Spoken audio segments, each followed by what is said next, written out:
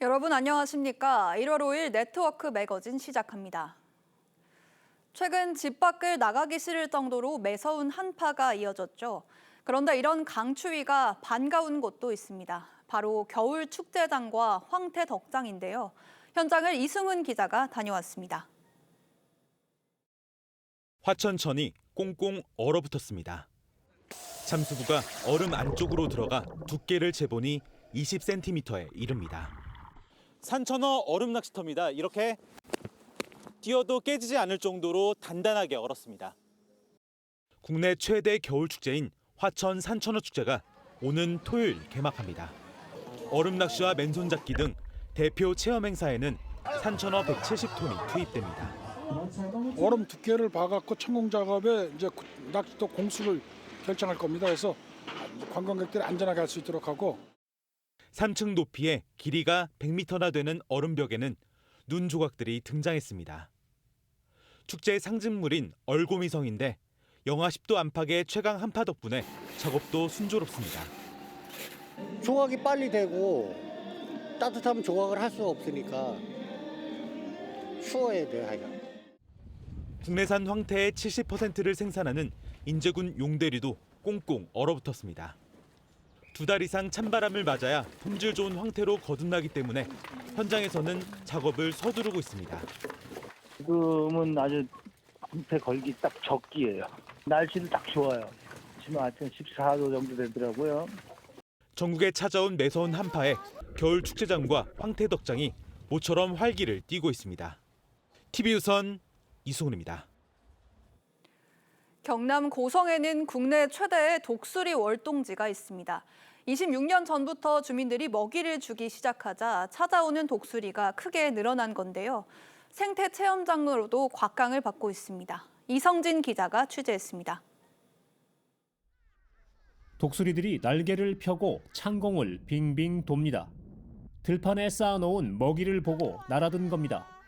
가족 단위 탐조객들이 빈 들판 여기저기에 먹이를 나누어 던져줍니다. 아이들은 신이 났습니다. 그렇지, 잘했어. 사람들이 물러가자 독수리 수백 마리가 먹이를 먹습니다. 서로 먹으려고 싸우기도 합니다. 신기하고 독수리들이 이렇게 많이 모여 있는 걸 보니까 아이가 또 너무 좋아해서 저도 좀 기쁘고.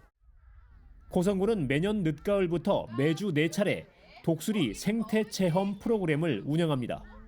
독수리 탐조와 독수리 생태 배우기, 독수리 모형 만들기 등 다양한 프로그램을 운영하는데 특히 먹이 주기가 인기입니다. 지난 1999년부터 주민들이 사비를 들여 먹이를 준 게 시작이었습니다. 당시에는 몽골에서 날아온 독수리가 100마리 정도에 불과했지만 지금은 500마리 넘게 찾아와 월동을 합니다. 똑같은 날짜, 그다음에 똑같은 시간대, 똑같은 장소. 그래야 애들이 밥을 먹으러 올 때 학습이 돼서. 주민들은 독수리에게 GPS를 부착해 이동 경로를 추적하는 등 생태 연구를 하고 있는데 내년에는 고성군청과 함께 독수리 세계 심포지움을 열 계획입니다. TV조선 이성진입니다. 커피는 고온에서 오래 볶을수록 건강에 좋지 않다는 인식이 있는데요. 전라북도가 도내 커피 전문점을 대상으로 실험해 분석한 결과 로스팅 시간이 길고 진하게 볶을수록 발암 물질이 줄어드는 걸로 나타났습니다. 박건우 기자입니다. 카페 한쪽에 놓인 로스터기가 천천히 돌아갑니다. 갈색으로 잘 볶아진 원두가 쏟아지자 고소한 향이 퍼집니다. 열을 강하게 줘서 안쪽에 있는 수분을 보유를 하면서 겉에 있는 수분을 날릴 것인지에 따라서 맛 차이가. 커피콩 로스팅은 맛뿐만 아니라 건강에도 영향을 끼칩니다. 전북보건환경연구원은 지난 1년 동안 도내 커피 전문점 35곳에 90여 개 원두에 대한 유해물질 안전성 검사를 실시했습니다. 이곳에서 만든 커피에서 곰팡이 독소와 벤조피렌 등 유해물질은 검출되지 않았습니다. 다만 고온으로 조리할 경우 발암물질인 아크릴아마이드가 미량 검출됐습니다. 이에 따라 연구진은 원두의 온도를 142.8도에서 195.5도까지 10단계로 나누어 실험을 했는데 2단계부터 생성되는 아크릴아마이드는 4단계에서 가장 높았고 반면 7단계 이후에는 해당 물질이 오히려 적게 검출되는 것으로 분석됐습니다. 안 먹는 단계이지만 그 161도에서 가장 높게 나타났었습니다. 근데 그 이후로는 감소하는 결과를 보여서 오히려 높게 끌수록 그 발암물질인 아크릴아마이드가 낮아지는. 연구원 측은 커피 향에 따른 유해 물질의 변화도 조사할 예정입니다. TV조선 박고루입니다. 지하 차도나 터널에 트럭이 진입하다 부딪히거나 끼는 사고가 심심찮게 일어나죠. 일단 사고가 나면 차량 통행이 전면 통제돼 큰 불편을 초래하자 AI를 활용한 사전 경고 시스템까지 등장했습니다. 김준석 기자가 취재했습니다. 대형 화물차의 오른쪽 앞부분이 심하게 부서졌습니다. 철제 진입 차단 시설물은 금방이라도 쓰러질 것처럼 기울어졌고 도로엔 트럭에서 쏟아져 내린 맥주와 상자들이 널브러져 있습니다. 지하차도 입구에 그 차단 시설을 충격하면서 차단 시설이 좀 손괴되고 그 화물차에 실려 있던 적재물이 떨어져서. 이 사고로 일대 차량 통행은 6시간 넘게 통제됐습니다.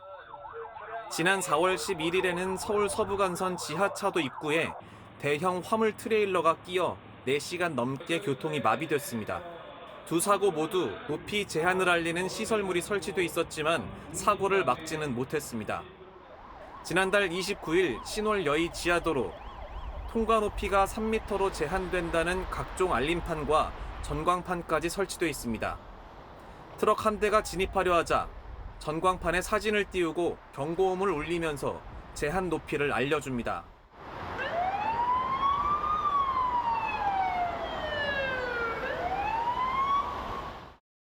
차량에 빛을 쏴서 모양을 인식하는 라이다와 레이저 센서로 차량 높이를 감지한 뒤 터널에 끼거나 충돌할 것 같은 차량에게 미리 알려주는 겁니다. 그걸 찍어도 일반 차들도 지나칠 수 있게 방해하는 경우가 있거든요. 미리 알려주면 많이 도움이 됐거든요. 서울시는 올 3월에는 서부간선 지하도로에도 이 시설을 설치할 계획입니다. TV조선 김준석입니다. 고령화로 농사일이 힘에 부치는 농민들이 많습니다. 최근엔 수확한 농산물을 싣고 운반하는 로봇까지 등장했는데요. 일손을 더는 데 큰 역할을 하고 있다고 합니다. 이심철 기자가 현장에 다녀왔습니다. 딸기 재배 농민을 로봇이 뒤따릅니다. 수확한 딸기를 로봇에 실는데 비닐하우스 입구까지 자동으로 움직입니다. 농민의 요구에 따라 위치를 바꾸는가 하면 작업 효율성을 높이기 위해 자유자재로 회전도 합니다. 농민들이 직접 손수레를 끌며 수확했던 것에 비해 시간은 반으로 줄었고 낙과 피해도 감소했습니다. 왔다 갔다 하는 부분들을 이렇게 해설적 저희들이 끌고 옵니다. 떨어지고 이런 부분이 있거든요. 그런데 농촌 고령화와 인력난 해소를 위해 경북 예천군이 지난해 11월 딸기 재배 로봇을 시범 도입한 겁니다. 수확과 선별에만 집중할 수 있는 그런 작업 구조를 개선하기 위해서 이 사업을 도입하게 되었습니다. 상품 가치를 높이는 데도 한몫하고 있습니다. 로봇이 들어가는 비닐하우스는 고일 사이가 더 넓어졌는데 빛이 잘 들어와 딸기가 더 커졌습니다.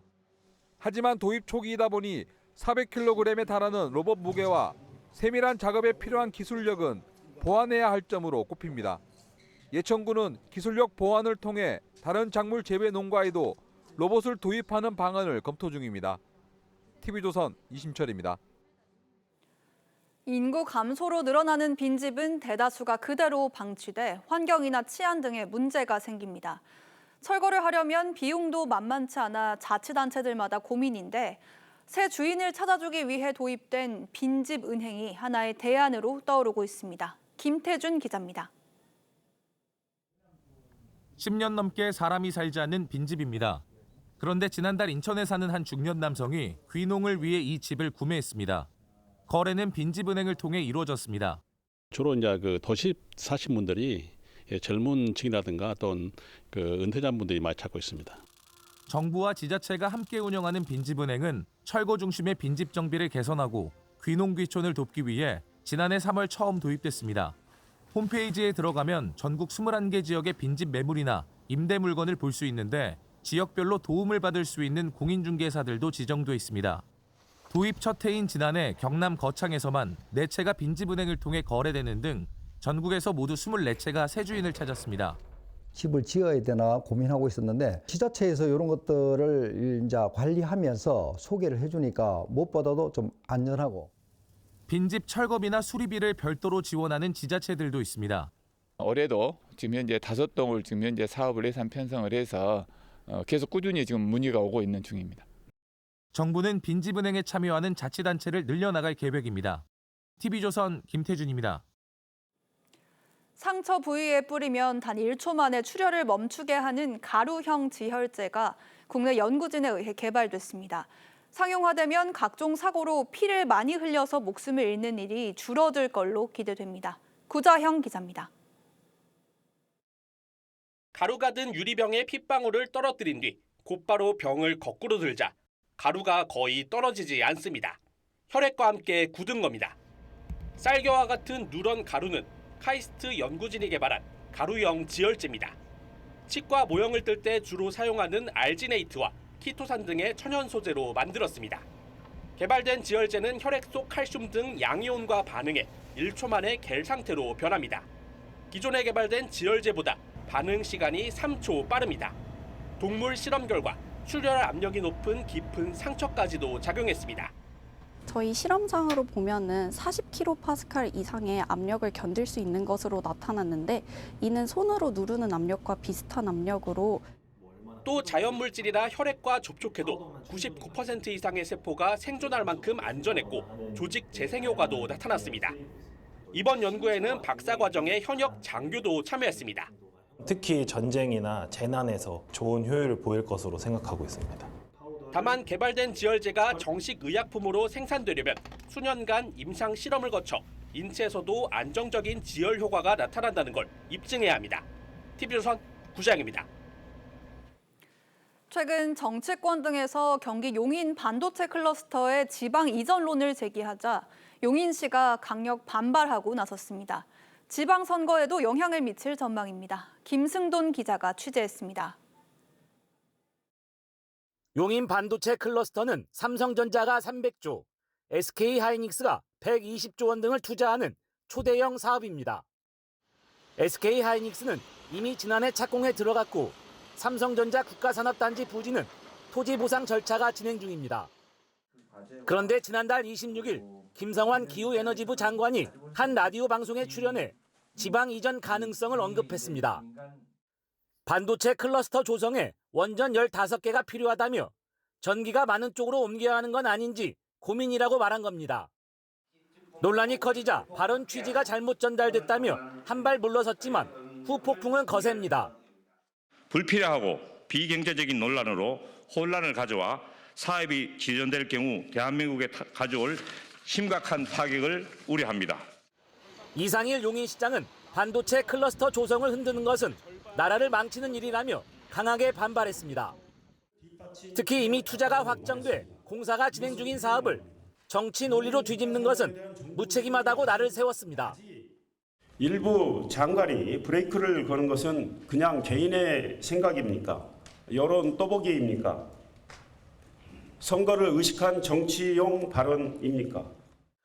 이런 반발에도 불구하고 전북 지역에서는 반도체 산업을 새만금으로 유치하자는 범도민 서명 운동까지 시작됐습니다.